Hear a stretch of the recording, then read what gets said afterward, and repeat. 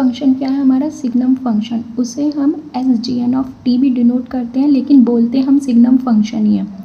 Signum function क्या होता है, इसकी value for t greater than 0 1 होती है, and for t less than 0 इसकी वैल्यू -1 होती है, and for t equal to 0 इसकी वैल्यू 0 होती है। For t greater than 0 1, for t less than 0 -1, and by the Gibbs phenomena हम क्या होगा, before the discontinuity and after the discontinuity दोनों वैल्यू का समेशन कर लेंगे, तो 1 -1 और डिवाइड बाय 2 उसके एवरेज के लिए, देन वैल्यू क्या हो गई 0। यदि आपको देखना है गिब्स फिनोमिना क्या होता है तो आप डिस्क्रिप्शन बॉक्स में लिंक दिया हुआ है उसके थ्रू देख सकते हैं। देन यदि हमें अपने सिग्नम फंक्शन को u(t) मतलब कि यूनिट स्टेप फंक्शन के फॉर्म में भी डिनोट करना है तो हम ऐसे लिख सकते हैं signum of t equal to 2ut - 1। ut क्या होता है, ut इक्वल टू 1 होता है for t greater than 0। Because यहाँ पर हमारी 2 से मल्टीप्लाई हो रही है तो इसको हम इसकी वैल्यू क्या हो जाएगी, equal to 2 for t greater than 0। So यहाँ पे क्या हो गया, फॉर t ग्रेटर देन 0 इसकी वैल्यू क्या हो गई 2, एंड -1 जो लिया हुआ है फॉर ऑल द इंस्टेंट हम इसकी वैल्यू 1 रखेंगे, for all the time instant, for all the time instant from -∞ to +∞ इसकी वैल्यू क्या है 1। तो 0 -1 क्या हो गया हमारा -1, देन 2 -1 ये क्या हो गया 1। सो हमें हमारा सिग्नम ऑफ फंक्शन मिल गया। यदि नेक्स्ट दूसरा फॉर्म क्या होता है, इसमें हम u(t) का मिरर इमेज यानी कि टाइम रिवर्सल फॉर्म के तरीके से भी इसको डिनोट कर सकते हैं, जैसे कि हमारा उसे क्या बोलेंगे हम u(-t). सो हम सिग्नम फंक्शन को कैसे लिखेंगे अपना, हम सिग्नम फंक्शन को ऐसे लिखेंगे signum of t equal to ut - u(-t). So ut इसका हमने क्या किया, मिरर इमेज मतलब कि हमने इसका वर्टिकल एक्सिस के थ्रू हमने इसको करके डिनोट कर लिया। यदि आपको देखना है टाइम रिवर्सल क्या होता है तो आप डिस्क्रिप्शन बॉक्स में लिंक है वहाँ से देख सकते हैं। तो हमने क्या किया 0 -1, तो यहाँ पे क्या हो गया -1, देन 1 - 0 1, तो हमें हमारा सिग्नम फंक्शन मिल गया।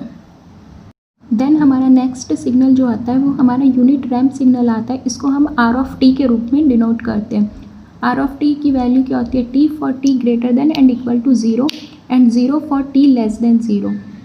अगर हम इसको u(t) के रूप में भी लिखना चाहें, u(t) क्या होता है हमारा यूनिट स्टेप फंक्शन, तो यदि हम इसे यूनिट स्टेप फंक्शन की टर्म्स में डिनोट करना चाहें तो हम लिखते हैं rt equal to t of u(t). Because हम लीनियर फंक्शन को अपना कैसे लिखते हैं, y equal to mx। So यदि इसमें हमारे स्लोप क्या हो गया, लाइन का स्लोप हो गया 1, और यहाँ पे जो हमारी हॉरिजॉन्टल एक्सिस होती है x, उसको हमने क्या कर दिया t, सो y। सो यदि हम इसको डिनोट करें अपने ग्राफ में तो ये y है, ये y है, और यहाँ पे हमारे टाइम एक्सिस क्या है x। सो यहाँ पर हमें एक लीनियर शेप मिल गई।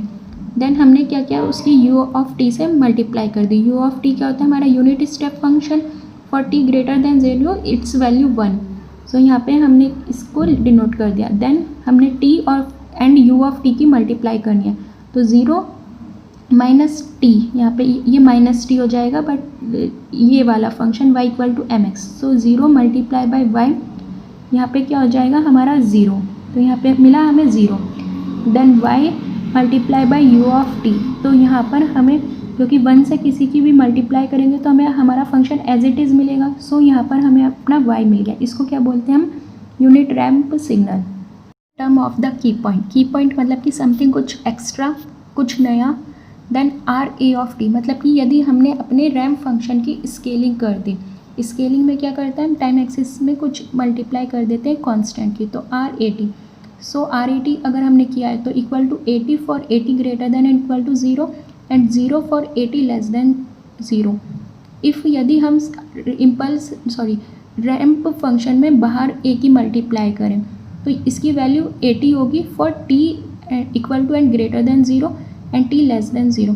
ये सच इम्पॉर्टेंट है यदि आप कम्पिटिटिव एग्ज़ाम की प्रिपरेशन कर रहे हैं, गेट तरह की या फिर NTU, लेकिन अगर आप यूनिवर्सिटी एग्ज़ाम के लिए वीडियो देख रहे हैं देन आपको इसकी कोई रिक्वायरमेंट नहीं है। देन हमारा क्या होता है, relation between ramp, impulse and unit step function. यहाँ पर हम अपने जो हमने तीनों फंक्शन पढ़े हैं उसमें रिलेशन डिनोट करेंगे। सो यदि हम अपने जो हमारा रैंप सिग्नल होता है उसका डिफ्रेंशिएशन कर दें तो हमें हमारा स्टेप फंक्शन मिलता है। देन स्टेप फंक्शन का डिफ्रेंशिएट करने पर हमें हमारा इम्पल्स फंक्शन मिलता है। देन यदि हमें इसका अपोजिट चाहिए तो हम क्या करेंगे, इम्पल्स फंक्शन का यदि हम इंटीग्रेशन कर देते हैं तो हमारा यूनिट स्टेप फंक्शन मिलता है। देन उसका इंटीग्रेशन कर देते हैं तो हमें हमारा रैंप सिग्नल मिलता है। सो इस तरीके से हम from one point two another point move कर सकते हैं।